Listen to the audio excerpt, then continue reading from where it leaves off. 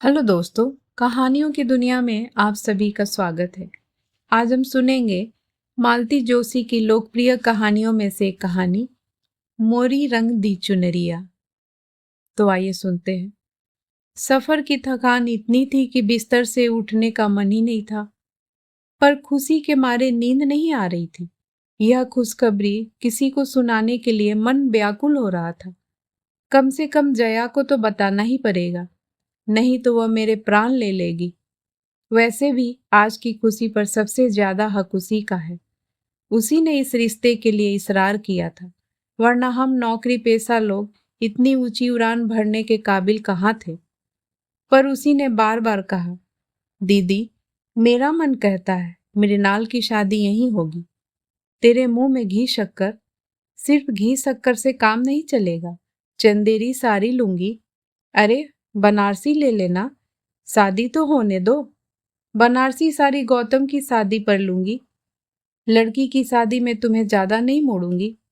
मृणाल के लिए मैंने जब से लड़के देखना शुरू किया है, जया उसे अपना कर्तव्य मान बैठी है।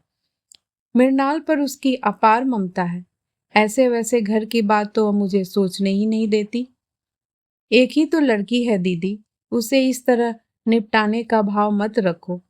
1-2 साल में वह बूढ़ी नहीं हो जाएगी। देर लगे कोई बात नहीं, पर घर वर दोनों को खूब ठोक बजा कर देख लो। ये तो कई बार मजाक में कहते हैं। अच्छा हुआ प्रिंस चार्ल की शादी हो गई, नहीं तो तुम्हारी सहेली वहीं बात चलाने को कहती। मैं जया की व्यथा कथा जानती हूँ, इसलिए उसकी व्यग्रता समझती हूँ।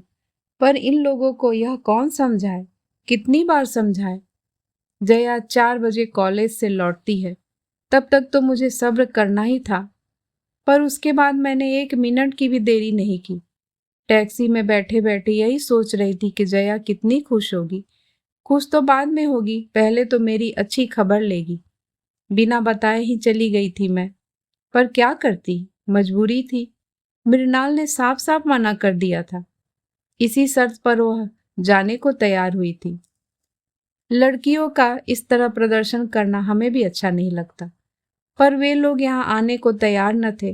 बोले, आप लोग बिटिया के साथ यहीं आ जाइए। इन दिनों हमारी बेटियां भी अमेरिका से आई हुई है, उनसे मिलने के लिए सारा परिवार यहाँ इकट्ठा है। आप यहीं आ जाएंगे तो सबको सुविधा हो जाएगी। मन में ढेर सारी आशंकाएं लेकर हम लोग गए थे। लौटते वक्त मन खुशी से सराबोर था। मृणाल सबको भा गई थी। उन लोगों ने तो वहीं शगुन कर दिया। कहने लगे, सगाई वगाई का चक्कर रहने दीजिए, आप तो जितनी जल्दी हो सके शादी का इंतजाम कीजिए। ये लड़कियां 1-2 महीना भारत में रहेंगी, तब तक हो जाए तो अच्छा रहेगा। हम लोग किसी तैयारी से तो गए नहीं थे, जो कुछ पास था उसी से टीका कर दिया और शादी की तिथि निकलवा कर चले आए।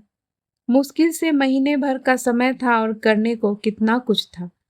उन लोगों ने तो कह दिया था कि ज्यादा टीम टाम की जरूरत नहीं है। हम 20-25 लोग आएंगे, सब परिवार आएंगे।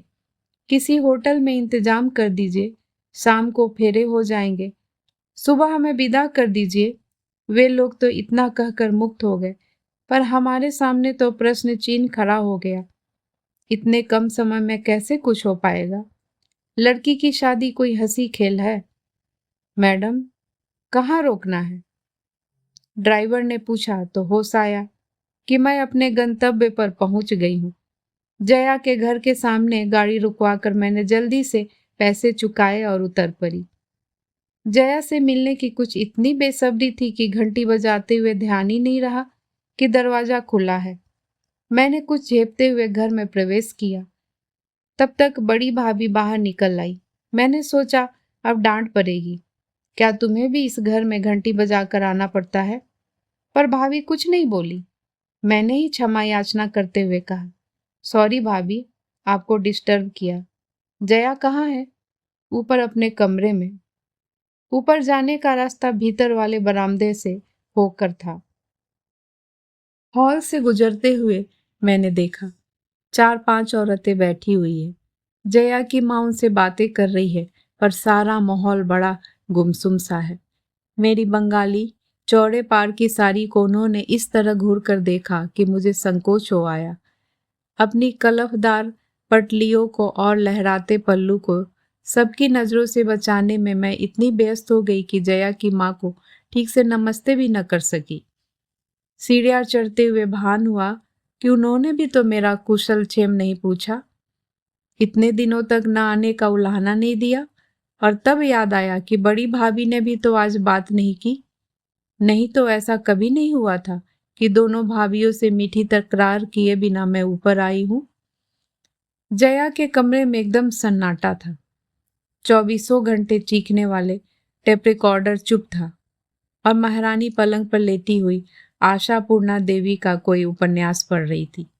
आह, दीदी आई है, मुझे देखते ही वह पुलकित होकर बोली और मेरा मन एकदम हल्का हो गया। नीचे इतना सन्नाटा था कि बस मैंने कहा, और माँ जी के पास 2-4 औरतें ऐसी शक्ल बनाकर बैठी है जैसे मातम पुरसी पर आई हो। उसने मेरा वाक्य पूरा किया। वे वाकई मातम पुरसी पर आई हैं। अरे, मुझे अब अपने कपड़ों पर सचमुच शर्म आ गई थी। कौन? मेरा मतलब है किसका देहांत हो गया है? हमारे श्रीमान जी गुजर गए हैं, उसने सपाट स्वर में कहा। कौन श्रीमान जी? एक ही तो थे दीदी, मेरी कौन 10-20 शादियां हुई है, उसने कहा। उसके बाद करने का लहजा कुछ ऐसा था कि सांत्वना की गुंजाइश ही नहीं थी। और फिर सांत्वना भी किस लिए, जिस व्यक्ति का अस्तित्व उसके लिए अर्थहीन था।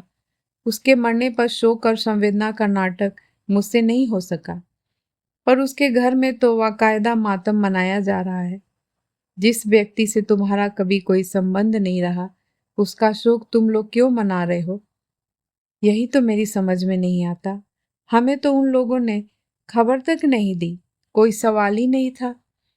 किसी तीसरे व्यक्ति ने पत्र लिखा है जो यहाँ 4-5वें रोज पहुंचा है, और बस यहाँ बाकायदा मातम शुरू हो गया।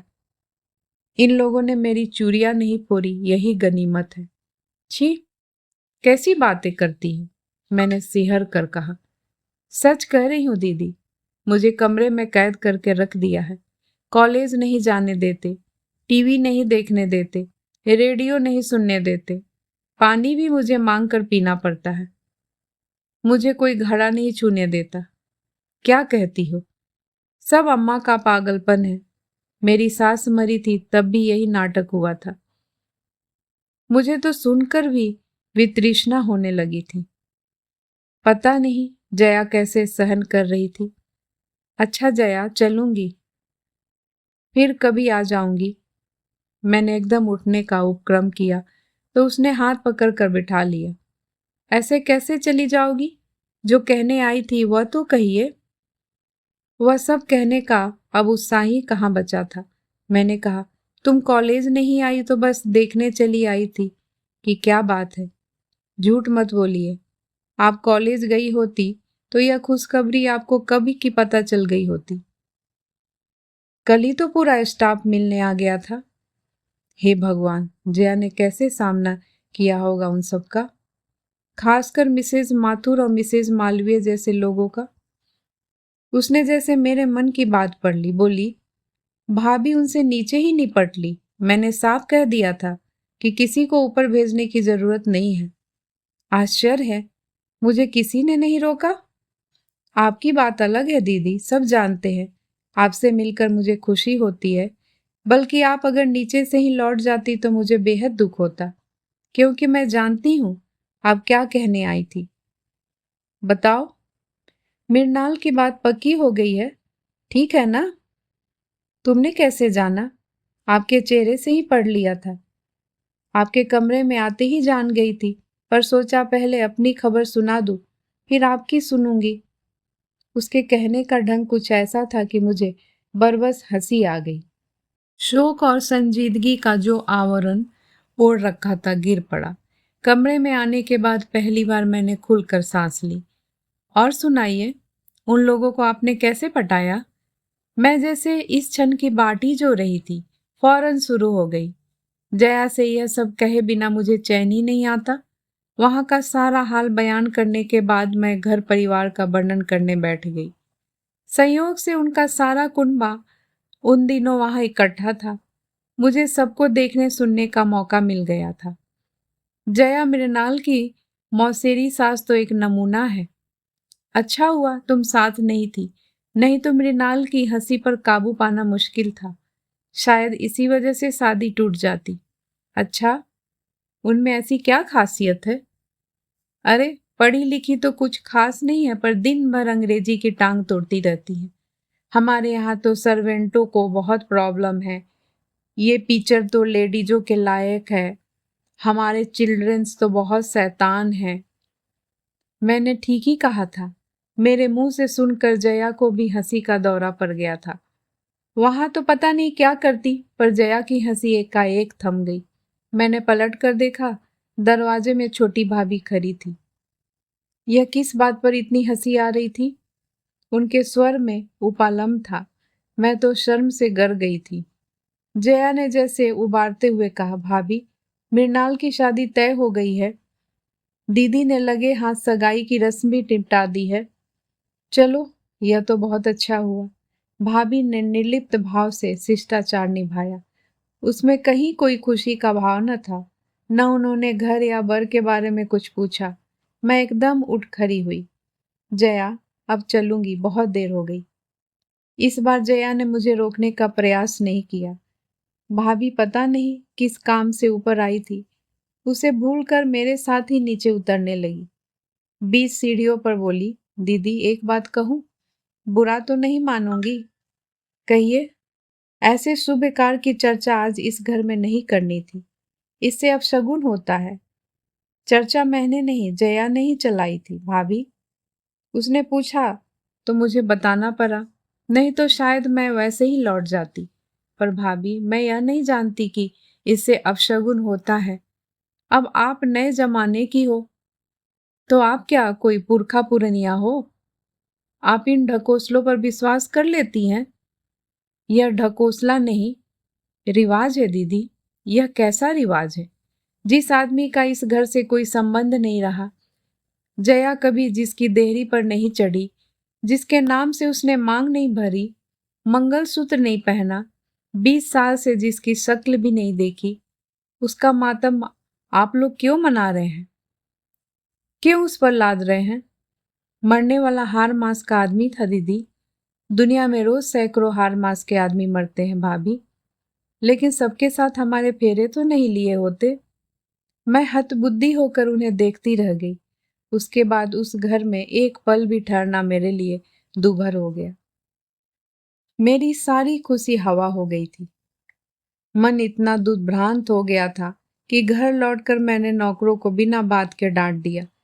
कमरे की बेतरतीबी पर मृणाल को इस बुरी तरह झिड़की की वह सिसकने लगी। खाने की मेज पर इनसे बिना वजह की लड़ बैठी, पर सबने मुझे माफ कर दिया।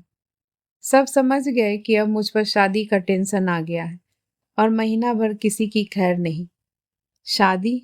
हाँ, पिछले कुछ दिनों से मैं केवल मृणाल की शादी के बारे में ही सोचती रही थी। रात में सपने भी उसी की देखती रही हूँ, पर आज की रात जया के नाम थी।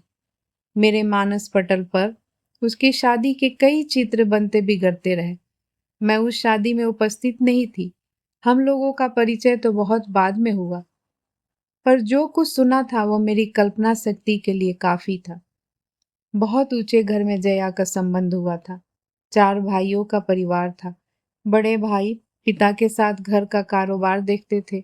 बीच वाले दोनों इंजीनियर थे। जया का दूल्हा सबसे छोटा और फिलोसफर किस्म का था। जया के पिता वहां 2-4 बार गए, पर उससे बात नहीं हो पाई। उन्होंने लड़कों से कहा, हो सकता है मेरा लिहाज करता हो, संकोच के मारे न बोलता हो, तुम लोग जाकर मिल तो आओ। ऐसा न हो कि वह हकलाता हो या गूंगा बहरा हो। जया के भाई गए और तसल्ली करके घर लौट आए। गूंगा बहरा तो नहीं है, पर हाँ, घुन्ना है, बहुत कम बोलता है। अरे, उसे तो हमारी जया 15 दिन में तोता बना देगी, बड़ी भाभी ने कहा। सबने चैन की सांस ली और तैयारियां शुरू कर दी। बारात बड़ी धूमधाम से आई। चारों सुदर्शन भाइयों को देखकर लोगों को राम जी की बारात याद आ गई। चढ़ावा तो ऐसा था कि सबकी आंखें फटी की फटी रह गई। शिकायत थी तो सिर्फ लड़कियों को। बढ़ के तीनों भाई उसे इस तरह घेरे हुए थे कि छेड़खानी करने का मौका ही नहीं मिलता था। जयमाला तक तो ठीक था, पर जब बाकी रस्मों पर भी वे बॉडीगार्ड की तरह साथ लगे रहे तो ममेरी बहन ने चुटकी ली। आप लोग पांडवों की तरह फेरे भी साथ लोगों क्या? इस फिरके पर वे लोग थोड़ा झेपे, थोड़ा पीछे हटे तो सबको राहत मिली, पर कितनी सी देर को। उसके तुरंत बाद ही तो वह अघट घट गया। गठजोड़ी करके सप्तपदी के साथ इन लोगों ने अग्नि की परिक्रमा शुरू की थी कि दूल्हा गो गो करता हुआ गिर पड़ा। आंखें कपाल पर चढ़ गई और मुंह से झाग निकलने लगा। किशोरी नववधू तो यह दृश्य देखकर ही मूर्छित हो गई। मेहमानों में एक दो डॉक्टर भी थे। वे दौड़ कर आए, मुआयना किया और बताया कि घबराने की कोई बात नहीं है, मिर्गी का दौरा है, 1-2 घंटे आराम कर लेने दीजिए, ठीक हो जाएगा। 2 घंटे तक क्या कोई चुप रहता? जितने मुंह उतनी बातें होने लगी।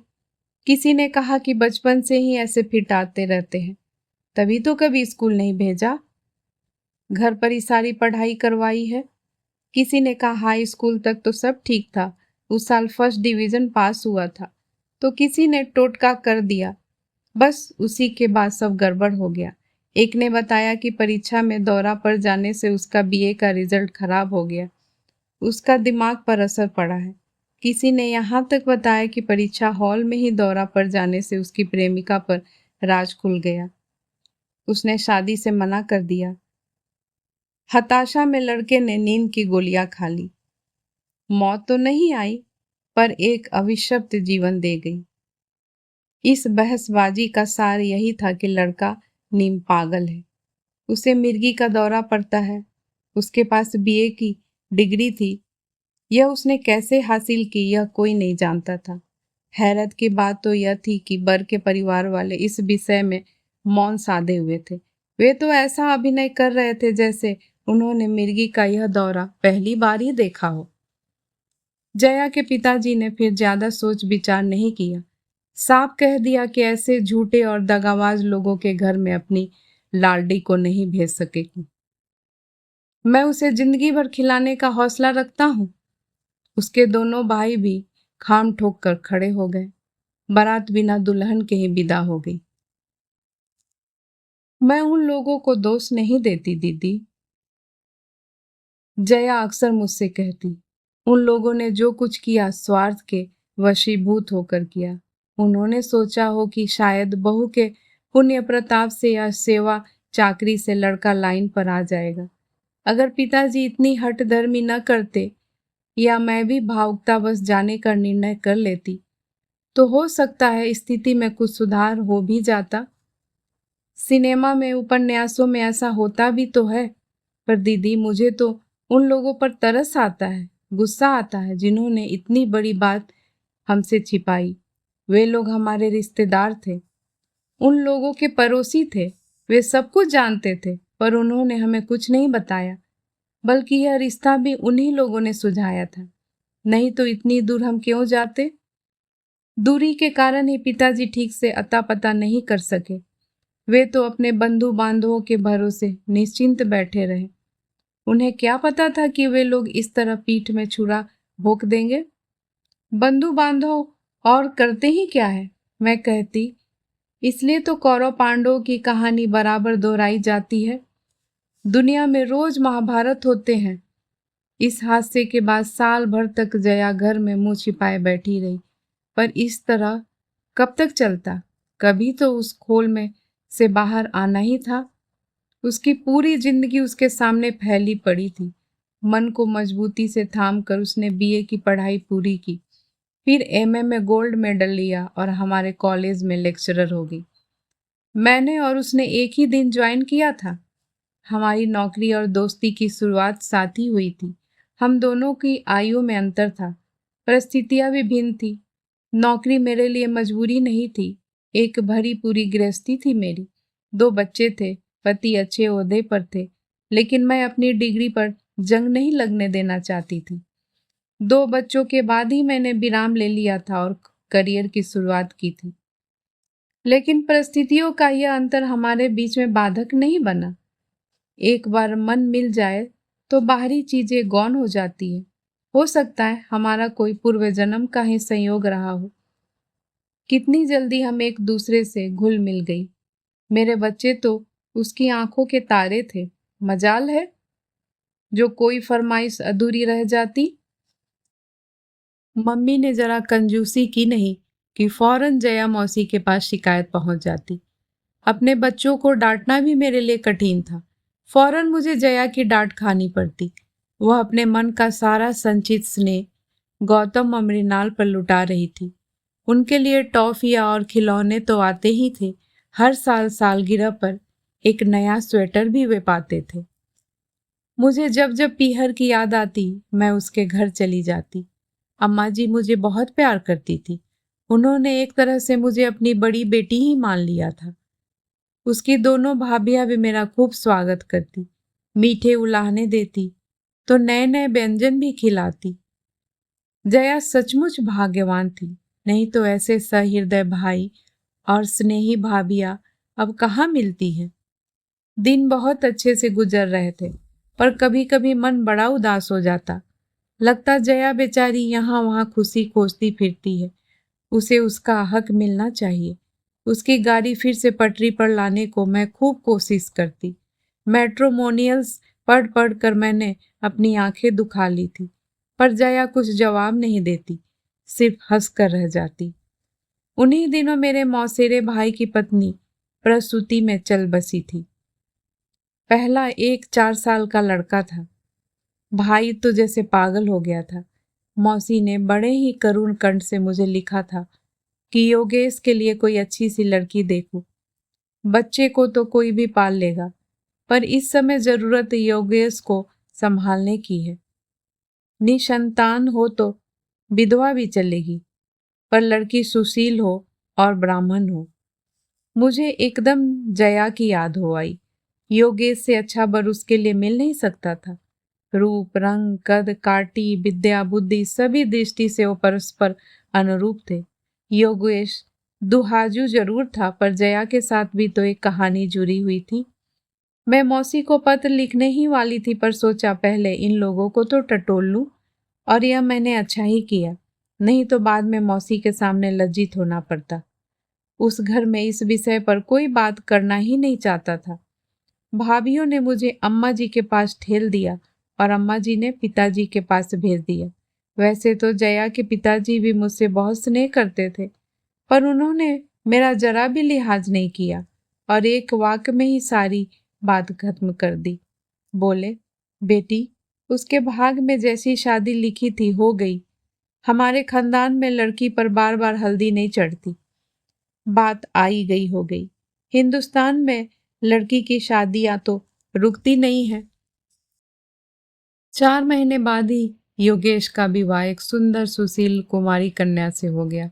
पर जया का प्रश्न तो यथावत था। मैंने उससे कहा, जया, अपने जीवन की गुत्थी तुम्हें ही सुलझानी होगी। कानूनी कार्रवाई में जो मदद चाहोगी हम करेंगे, पर पहल तो तुम्हें ही करनी होगी। वह बोली, दीदी, बुढ़ापे में पिताजी को दुख देने की इच्छा नहीं होती। इतनी बदनामी शायद वे झेल नहीं पाएंगे। जब तक जया के पिताजी जीवित रहे यह विषय फिर से उठाने का प्रश्न ही नहीं था। 3 साल पहले जब उनका देहांत हुआ, जया 35 पार कर चुकी थी। एक दिन यूं ही विषय छिड़ गया था तो बोली, इस उम्र में शादी करती क्या अच्छी लगूंगी? इतनी निकल गई तो आगे भी कट ही जाएगी। अम्मा भी क्या सोचेगी, जैसे मुझे बाप के मरने का ही इंतजार हो। इस निरानंद जीवन की अभ्यस्त हो चली थी जया कि परिस्थितियों ने फिर नया मोड़ ले लिया। जो सुख कभी उसका था ही नहीं, उसके छीन जाने का आत्मीय स्वजन शोक मना रहे हैं, और लोकाचार के इस चक्रव्यूह में वह निरीह लड़की बुरी तरह गिर गई है। शादी से 15 दिन पहले मैंने छुट्टी ले ली। लेनी ही पड़ी। जया ने तब तक ज्वाइन नहीं किया था। जब वह दोबारा कॉलेज जाने लगी तो मुझे आशा थी कि कॉलेज आते आते किसी दिन वह जरूर आएगी, सारी तैयारियों का मुआयना करेगी, मेरी आलोचना करेगी, सलाह देगी। पर वह एक बार झांकी तक नहीं। मैंने कितने दिनों तक कार्ड नहीं छपवाया। उसे बड़ा चाव था। जब भी किसी का कार्ड देखती कहती, दीदी मृणाल की शादी में कार्ड का कॉन्ट्रैक्ट मुझे देना। देखना ऐसा डिजाइन करूंगी, वो शानदार मैटर होगा कि लोग हॉल में सजा कर रखेंगे। रिसेप्शन का मेनू बनाते हुए उसकी बहुत याद आई। सुनार की दुकान पर अकेले पांव देने का मन नहीं हो रहा था।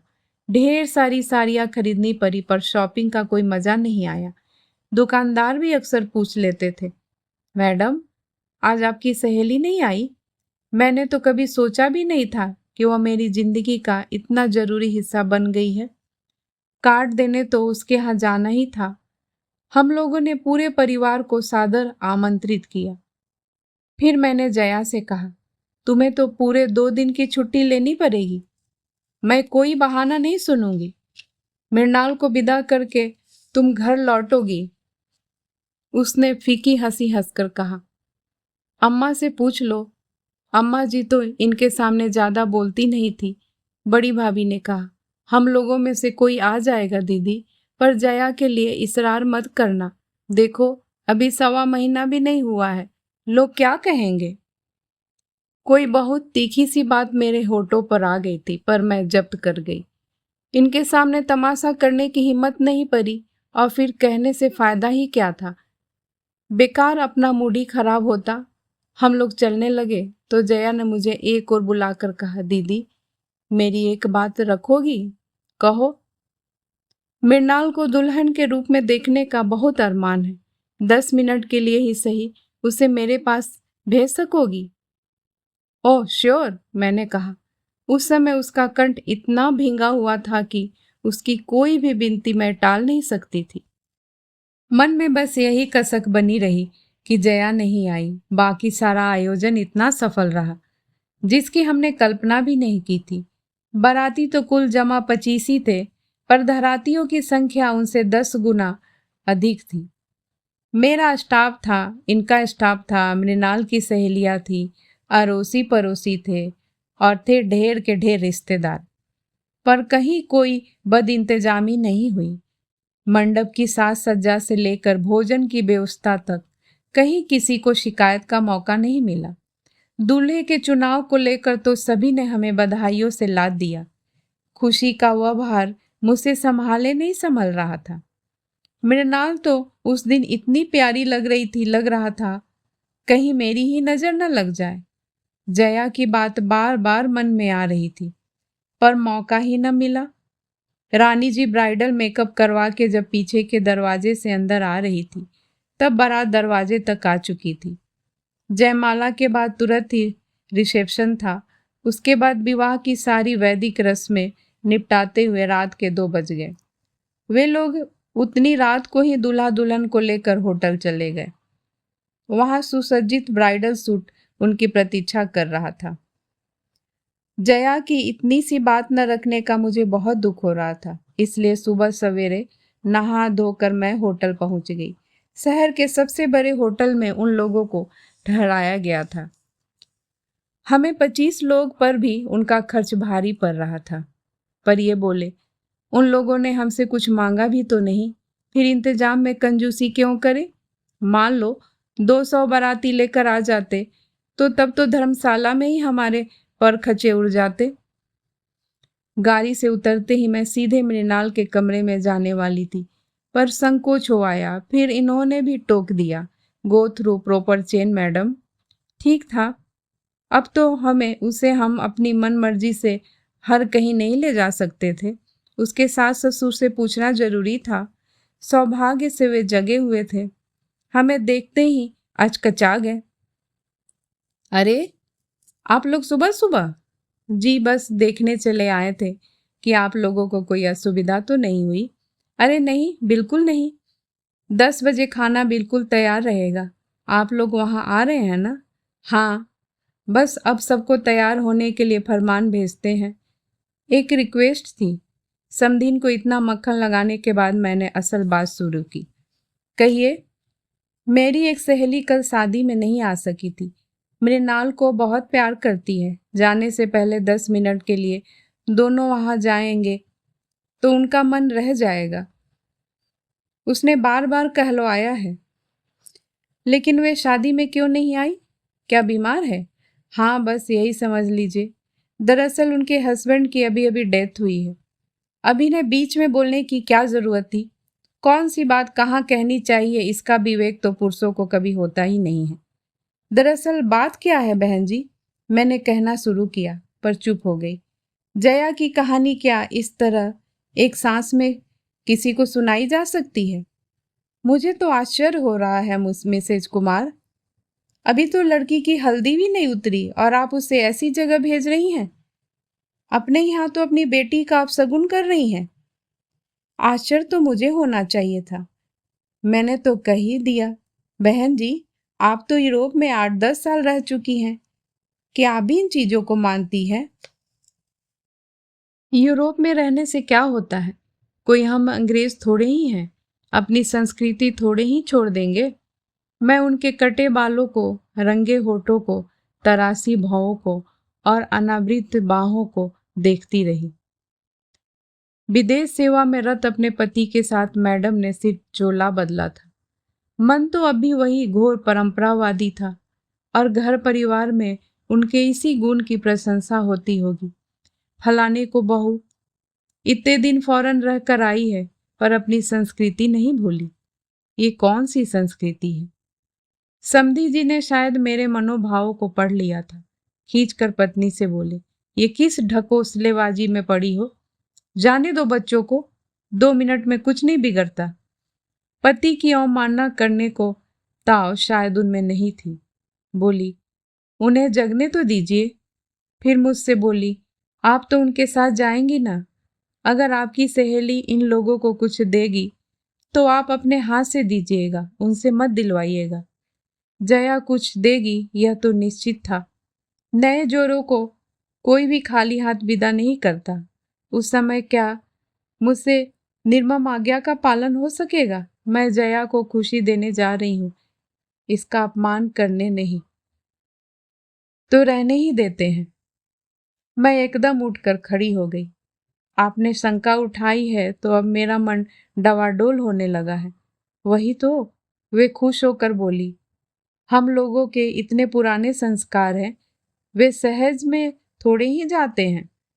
पुरुषों को तो किसी चीज का विधि निवेश नहीं है, पर हम लोग तो इतनी लापरवाह नहीं हो सकती। हर बात को 10 बार सोचना पड़ता है। इनका प्रवचन सुनकर पहली बार पछतावा हुआ। मृणाल के लिए घर ढूंढने में हमने कोई भूल तो नहीं की। मृणाल गई और घर एकदम सूना हो गया। मेहमानों से ठसाठस भरा हुआ था, फिर भी भाएं भाएं कर रहा था। यही तो फर्क होता है। बेटे की शादी होती है तो घर खुशियों से भर जाता है, पर बेटी के साथ तो सारी रौनक ही विदा हो जाती है। करने को तो अभी कितने काम थे, पर पहले वाले उत्साह का कहीं अंश मात्र भी शेष नहीं था। 4-5 दिन बाद फोटोग्राफर एल्बम बनाकर दे गया तो मुझे जैसे एक खिलौना मिल गया। मैं घंटों बैठी अपनी लाडली को निहारती रहती, हर आने जाने वाले को देखती, दिखाती। उस दिन भीड़ भाड़ में तो मैं किसी को ठीक से देख ही नहीं पाई थी। मेरे मन मस्तिष्क पर तो मृणाल और किशोर छाए हुए थे, पर अब फुर्सत से बैठकर मैं सब कुछ मुआयना कर रही थी और सहसा मेरी आंखें जया की भाभी पर अटक गई। उस दिन केवल उसके छोटे भाई और भाभी ही आए थे। वे भी खाने के लिए नहीं रुके, बस लिफाफा पकड़ा कर चले गए थे। कैमरे ने उन्हें बरबधू को आशीर्वाद देते हुए कैद कर लिया था। भाभी की साड़ी देखकर मेरे मन पर सांप लौट गया। यह साड़ी थी जो हम लोगों ने पिछले वर्ष बेंगलुरु में खरीदी थी। पिछले वर्ष कॉलेज की ट्रिप दक्षिण भारत गई थी। पूरे रास्ते में हम लोग साड़ियाँ और नगवाले गहने खरीदे थे। जया ने गहरे हरे रंग की कांजीवरम खरीदी थी, जिसका लाल और सुनहरा बॉर्डर था। उसने कहा था, दीदी इसका उद्घाटन मृणाल की शादी में करेंगे। जया ने वही किया था। मृणाल की शादी में भाभी को वही साड़ी पहनाकर भेज दिया था। अच्छा हुआ जो उस दिन मेरा ध्यान नहीं गया, नहीं तो मूड इतना खराब होता कि बस। तो क्या जया अब वह साड़ी कभी नहीं पहनेगी? वैसे मुझे उस पर गुस्सा भी आ रहा था। शादी में नहीं आई तो न सही पर बाद में तो आ सकती थी। क्या उसे एल्बम देखने का भी चाव नहीं रहा, या कि वह मुझ पर नाराज है? पर मैं उसे कैसे समझा पाऊंगी कि मैं मृणाल को उसके पास क्यों नहीं भेज सकी। पूरे 1 महीने की छुट्टी के बाद दोबारा कॉलेज जाते हुए मन खुशी से सराबोर था। पहले ही दिन शादी का एल्बम साथ ले जाना मैं नहीं भूली थी। स्टाफ रूम में दिन भर अच्छा शगल चलता रहा। मुझे लोगों ने दोबारा बधाइयों से लाद दिया, तारीफों के पुल बांध दिए।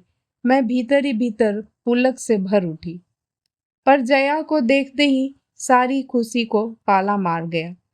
उसने तो सचमुच ही जैसे वैराग्य धारण कर लिया था। मुझे तो उसके पास बैठकर बात करने में भी संकोच होने लगा। मैं तो उसे लड़ने का इरादा लेकर आई थी। मुझे उससे माफी भी मांगनी थी, पर दोनों ही बातें नहीं हो सकी। उसके सूखे चेहरे और रूखी वेशभूषा से अभ्यस्त होने में मुझ पर 4-5 दिन लग गए। उसके बाद मैंने कहा, जया बाजार कब चलना है? किस लिए? चंदेरी साड़ी लेनी है ना? अरे दीदी, मैंने तो मजाक किया था। लेकिन मैंने तो मजाक नहीं समझा था। अब आप क्या लड़की की शादी की साड़ियाँ बांटती फिरेंगी? रहने दीजिए, गौतम की शादी पर सोचेंगे। लड़का हो या लड़की, क्या फर्क पड़ता है? दोनों की शादी में माँ बाप को खुशी तो होती ही है। और फिर लड़के का क्या ठिकाना?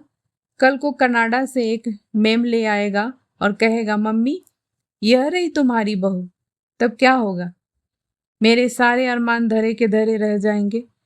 मेम बहू आएगी तो क्या आप हमें साड़ी नहीं देंगी? फालतू बातें बंद करो। यह बताओ, बाजार कब चलना है? अभी रहने दीजिए दीदी। अभी बाजार जाती क्या मैं अच्छी लगूंगी? जया, यह तुम्हें क्या होता जा रहा है? मैंने कहा। कहना तो और भी बहुत कुछ चाहती थी, पर चुप रह गई। सचमुच इस लड़की को क्या होता जा रहा है?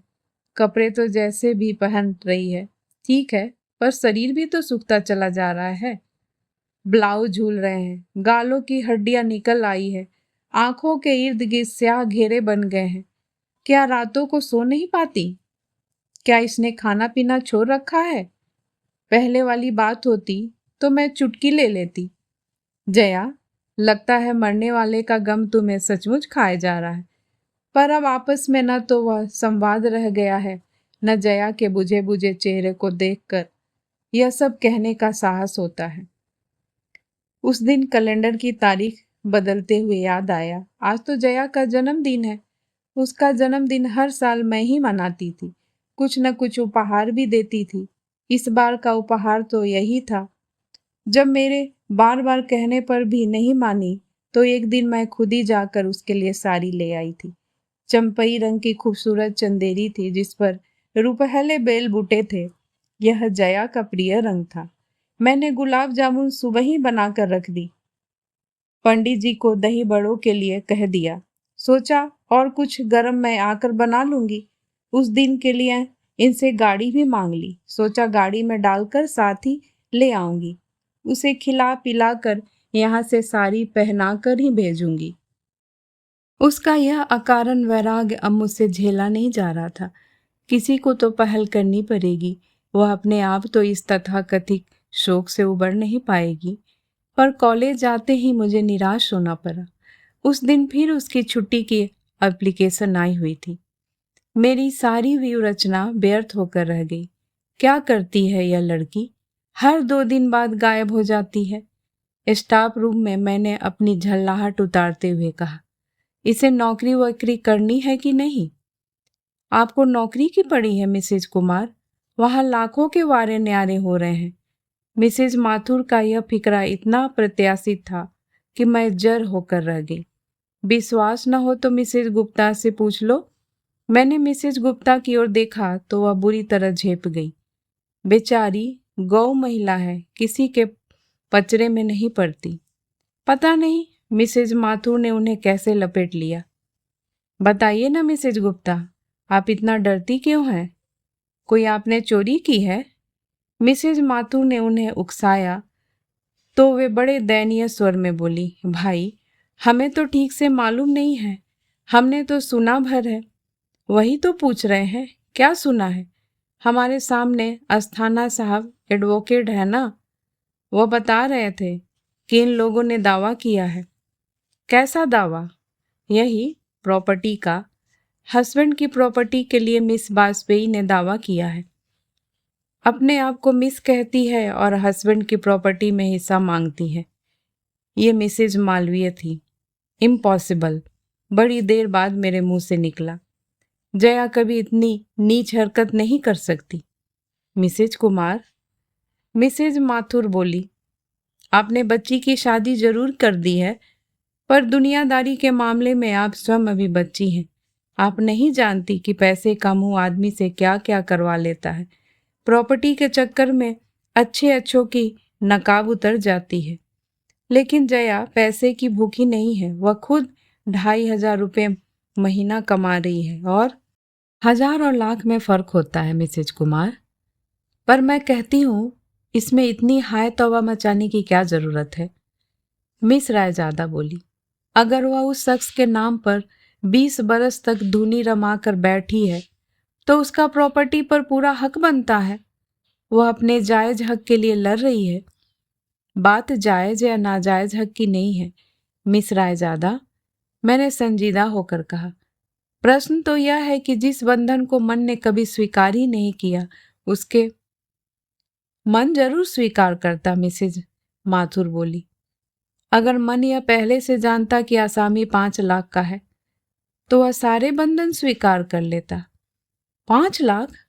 जी हाँ, जया के ससुर इस बेटे के नाम 5 लाख फिक्स्ड में छोड़ गए हैं।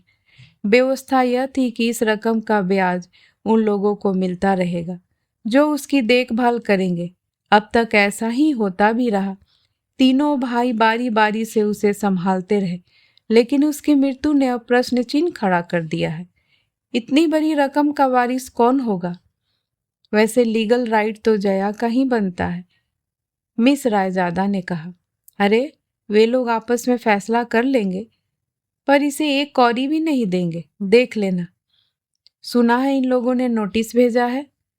उससे क्या फर्क पड़ता है? मुझे तो उस आदमी की मृत्यु भी स्वाभाविक नहीं लगती। स्टाफ रूम में फिर मृत्यु के कारणों की चर्चा चल पड़ी। कई तर्क कुतर्क उछाले गए, पर मेरा मन उस बातचीत से बहुत दूर चला गया था। जो कुछ सुना था उस पर विश्वास करना कठिन हो रहा था। पर इतने सारे लोग झूठ तो नहीं बोल सकते। उस शाम मैं अपने को ठेल ठाल कर उसके घर ले गई। वहां जाने की अब पहले की सी ललक मुझ में नहीं रही थी। उन लोगों का स्वागत भी अपेक्षाकृत ठंडा था। मुझे लगा कि यह संबंध अब बहुत दिनों तक ढोया नहीं जा सकेगा। जया अपने कमरे में थी। साड़ी का पैकेट उसकी गोद में रखते हुए कहा, जन्मदिन की एक तुच्छ भेंट स्वीकार कीजिए। ओह दीदी, उसने कहा और उसकी आंखें छलछला आई। यहाँ घर पर तो सब लोग इतने व्यस्त हैं कि किसी को ऐसी छोटी सी बात का होश ही नहीं है। पर मैं जानती थी आप नहीं भूलेंगी, इसलिए कॉलेज नहीं आई। बहुत मेहरबानी। आप यह सब क्यों लाई हैं? आपका तो आशीर्वाद ही मेरे लिए बहुत है। आपके इस स्नेह ऋण से तो मैं कभी उबर ही ना पाऊंगी। धन्यवाद। प्रस्ताव पढ़ चुकी? अब जरा खोल कर भी देख लो। उसने कांपते हाथों से पैकेट खोला और विस्मय विमुग्ध होकर देखती रही। कुछ देर तक तो साड़ी को गोद में रखकर उसकी मुलाकात सतह पर हाथ फेरती रही। फिर उसे गालों से लगाकर उसकी रेशमी चुअन को अपने भीतर समोती रही। मैं मंत्रमुग्ध सी उसे देख रही थी। लग रहा था जैसे वह बरसों बाद किसी अपने से मिली हो। कुछ देर तक वह कमरे में मेरी उपस्थिति को भूल ही गई थी। सुनो जया, कल तुम यह साड़ी पहनकर कॉलेज आओगी। कोई बहाना नहीं चलेगा। तुम्हारा वैराग्य पर्व अब समाप्त करना ही पड़ेगा। वह कुछ देर तक मुझे देखती रही और एकदम बिलख पड़ी। दीदी, मरने वाला अपने साथ मेरे पहनने ओढ़ने का सुख भी ले गया। अब यह साड़ी मेरे किसी काम की नहीं है। और वह भरभरा कर रो पड़ी। पति की मृत्यु के 2.5 महीने बाद जया का बांध टूटा था। मुझे समझ में नहीं आ रहा था कि उसे सांत्वना कैसे दूं, क्योंकि मैं नहीं जानती थी कि उसके दुख की जाति क्या है। मैं सिर्फ उसकी पीठ पर बालों पर हाथ फेरती रही। मैंने उसे चुप कराने का भी प्रयास नहीं किया। इतने दिनों से संचित आवेग का बह जाना ही तो ठीक था। बहुत देर तक रो लेने के बाद वह कुछ हल्की हो आई। बड़े ही तरल स्वर में उसने कहा, अगर मुझे कुछ देना ही चाहती है दीदी तो एक सफ़ेद चिकन की साड़ी लाकर दे दीजिए। खुद जाकर खरीदने का साहस मुझ में नहीं है। तो तुम अब सफ़ेद साड़ी भी पहनोगी? हाँ दीदी, बिल्कुल टीनोपाल काइट साड़ी। उसे पहनकर औरत देवी लगती है। उसे देखकर दया भी उपजती है और श्रद्धा भी। मैं ध्यान से सुना। उसकी बातों में वह पुरानी जया फिर से झांकने लगी थी। शायद जी भरकर रो लेने से मन पर पड़ी उदासी की परत धुल गई थी। मैंने भी फिर उसी मूड में उत्तर दिया, खबरदार जो कॉलेज में सफ़ेद साड़ी पहन कर आई, मैं गेट के भीतर कदम नहीं रखने दूंगी। कॉलेज की नहीं दीदी, मैं तो कोर्ट की बात कर रही हूँ। वहाँ तो सफ़ेद साड़ी पहनकर ही जाना पड़ेगा। अगर असहाय निराश्रित विधवा का रूप नहीं धरूंगी तो जज साहब पसीजेंगे कैसे? कितनी आसानी से, बेतकल्लुफी से वह इतनी बड़ी बात कह गई थी। उसके माथे पर शिकन तक नहीं आई। मुझे वितृष्णा सी होने लगी। क्षण भर पहले ममता से उमकता मेरा मन काठ हो आया। तो मैंने जो सुना है वह सब सच था? क्या इसलिए नाटक हो रहा था? नहीं दीदी, अब तक जो हुआ वह लोकाचार था। नाटक तो मैं अब करूंगी, आप देखती जाइए। Jaya, how can you? गुस्से के मारे मेरे मुंह से शब्द भी नहीं निकल सके। आप यही कहना चाहती हैं ना कि जिसके सुख दुख में मैंने कभी हिस्सा नहीं बटाया, उसकी संपत्ति में हिस्सा क्यों मांग रही हूँ? जिसका नाम कभी मैंने अपने नाम के साथ नहीं जुड़ने दिया, उसके वारिसों की लिस्ट में नाम क्यों लिख रही हूँ? आप यही कहना चाहती हैं ना? हाँ, मैं यही कहना चाहती हूँ। मैं यही पूछना चाहती हूँ कि जरा से रुपयों के लिए तुम अपने आत्मसम्मान को ताक पर क्यों रख रही हो? क्या आप सोचती हैं मैं यह सब अपनी मर्जी से कर रही हूँ? तो किसकी मर्जी से कर रही हो? अब मर्जी किसी की भी हो, क्या फर्क पड़ता है? करने वाली तो तुम हो। मजबूरी है दीदी, कभी कभी मनुष्यों को ऐसे भी काम करने पड़ते हैं जिसके लिए मन गवाही नहीं देता। ऐसी कौन सी मजबूरी है? मजबूरी यह है कि इस मन से परे भी एक दुनिया है जिसमें माँ है, भाई, भतीजे, भाभियाँ हैं। वे लोग क्या कहते हैं? कहते हैं कि समय के साथ चलना सीखो। अम्मा कहती हैं कि तुम्हें भाइयों के पास ही रहना है, तो उनकी होकर रहो, उनके मन की करो। और भाई कहते हैं, दीदी कितना आदर्श परिवार था हमारा। लोग घर की बहू बेटियों के सामने हमारे घर की मिसाल रखते थे। कितने उतार चढ़ाव आए होंगे, पर हमारे यहाँ कभी चकचक नहीं हुई। सास बहू, ननद भौजाई, देवरानी जेठानी, इनके बीच कभी तकरार नहीं हुई। बहुत अमीर तो हम कभी भी नहीं थे, पर दाल रोटी आराम से चल जाती थी और सब उसमें खुश भी थे। पर इधर कुछ दिनों से असंतोष का लावा सा फूट पड़ा है।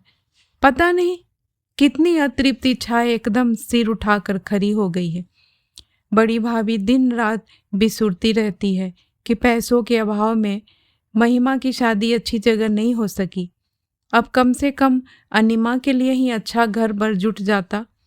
छोटी भाभी कहती हैं कि इंजीनियरिंग में एडमिशन नहीं हुआ तो मयूर शायद आत्महत्या ही कर लेगा। पर भैया के पास कैपिटेशन की भी फी भरने के पैसे कहाँ हैं? छोटे भैया का इस दरवे में दम घुट रहा है और वे शहर से बाहर एक अच्छा सा फ्लैट खरीदना चाहते हैं। बड़े भैया कहते हैं कि पैसे का सुविधा हो जाए तो इस घर की काया पलट कर देंगे, और इन सब कामों के लिए तुम्हें बरेली वालों का रुपया चाहिए, यही ना? हाँ। और भैया कहते हैं तुम किसी से भीख नहीं मांग रही हो, यह तुम्हारा कानूनी हक है। आखिर तुमने 20 साल तक तपस्या की है, यह तपस्या की बात तुम्हारे गले से उतरती है? न उतरे तो उपाय क्या है? आखिर रहना तो इन्हीं लोगों के साथ है। तुम इतनी निरुपाय तो नहीं हो जया। अच्छी खासी नौकरी करती हो। नौकरी सिर्फ रोटी देती है दीदी, पर हिंदुस्तानी औरत को एक सुरक्षित छत चाहिए, फिर चाहे वह पिता का हो अथवा भाई का या पति का या बेटे का। इसलिए तो इस लड़ाई में अम्मा भी मेरे साथ नहीं है। इस चौथेपन में वे बेटों से बिगाड़ नहीं कर सकती। आखिर वे ही तो उन्हें मुखाग्नि देंगे। मेरा क्या है? मैं तो महज एक लड़की हूँ जो जन्म लेते ही परिवार पर भार बन जाती है। आई एम सॉरी जया, मैंने उठते हुए कहा। तुम्हारी परेशानियों को तुमसे ज़्यादा कौन समझ सकता है। मैं तो यही कुछ न कुछ कहती रहती हूँ। मेरे भाषण का बुरा न मानना। वह मुझे छोड़ने नीचे तक आई, पर हम दोनों में फिर कोई बात नहीं हुई। बैठक से गुजरते हुए देखा घर के लगभग सभी सदस्य वहां उपस्थित हैं और गर्मा गर्म बहस चल रही है। जया, जरा इन लोगों की हिमाकत तो देखो, बड़े भैया ने एक कागज नचाते हुए कहा। क्या हुआ? अरे, वे लोग तो तुम्हारी शादी को ही चैलेंज कर रहे हैं। लिखते हैं कि हिंदू विवाह नियम के अनुसार फेरों के बाद ही विवाह पूर्ण रूप से संपन्न माना जाता है। जयमाला कोई वैदिक विधान नहीं है, यह तो मात्र एक परंपरा है। मैं 10 गवाह खड़े कर दूंगा कि फेरे हुए थे। छोटे भैया ने जोश में कहा। तो क्या वे लोग 100 गवाह नहीं ला सकते? आखिर 5 लाख का मामला है। जया की इस व्यंग्योक्ति पर छोटे भैया चकित होकर उसे देखते रह गए। तुम्हारी सास के मरने पर अपने यहाँ चिट्ठी आई थी। पिताजी की पुरानी फाइलों में वह अब भी मिल जाएगी। हम उसे कोर्ट में दिखा सकते हैं। अगर हमारा कोई संबंध नहीं था तो हमें सूचना क्यों भेजी गई? बड़े भैया की दलील बड़ी जोरदार थी, पर जया के पास भी नहले पर दहला था। अगर वे सचमुच मेरी सास थी तो मैं उस समय बरेली गई क्यों नहीं? सास के बाद मेरे ससुर भी शांत हुए थे, उनकी खबर क्यों नहीं आई? उनके बेटे के बारे में भी हमें तीसरी जगह से पता चला, उन लोगों ने क्यों नहीं लिखा? यही तो जालसाजी है। इसी पॉइंट पर तो हम उन्हें धर लेंगे। और अगर वे पूछे कि मैं अब तक मिस वाजपेयी क्यों हूं, तो आप क्या जवाब देंगे? मेरा service record, GPF, bank account सब तो इसी नाम से है। अरे, तू तो जिरह पर उतर आई। बड़े भैया एकदम गुस्सा गए। जिरह कर भी रही है तो किसकी तरफ से, यह तो देखो। मैं अपनी ओर से जिरह कर रही हूँ छोटे भैया, जया ने आवेश में भरकर कहा। 39 साल की हो गई हूं मैं, कभी तो मुझे बोलने का मौका दीजिए। हाँ बोलो, क्या कहना चाहती हो? सिर्फ यही कि बस बहुत हो चुका, अब मेरी जिंदगी से खिलवाड़ मत कीजिए। हम खिलवाड़ कर रहे हैं तो इसे और क्या नाम दूं? मेरे लिए सारे निर्णय आप लोग ही तो लेते हैं। कभी मुझसे पूछा तो होता कि मेरी मनसा क्या है। आप लोगों की हठधर्मी ने मुझे मेरी ससुराल नहीं जाने दिया। वही सुख में दुख में जैसे भी होता मैं जी ही लेती। इसका ज्ञान तो हमें घुट्टी में ही पिलाया जाता है। वहां रहती तो यह आज की समस्या तो न उठती। उस समय आप लोगों ने यह भी नहीं सोचा कि इतनी पहाड़ सी जिंदगी में कैसे काटूंगी। बाबूजी की जिद ने मुझे दूसरी शादी नहीं करने दी, नहीं तो आज मैं कहीं अपनी छोटी सी गृहस्थी लेकर चैन से जी रही होती। अब आप फिर मेरा तमाशा बनाने पर तुले हुए हैं। अब आप सबूत जुटाएंगे और कोर्ट दर कोर्ट साबित करते फिरेंगे कि मैं सचमुच मरने वाली की बेहता पत्नी हूं। जिस गति से इस देश में दीवानी मुकदमे चलते हैं, उससे जाहिर है उसमें सालों लग जाए। तब तक मेरा वजूद क्या होगा बताइए तो? मैं कुंवारी हूं या विवाहिता, विधवा हूं या परित्यक्ता? सबको जैसे काट मार गया था।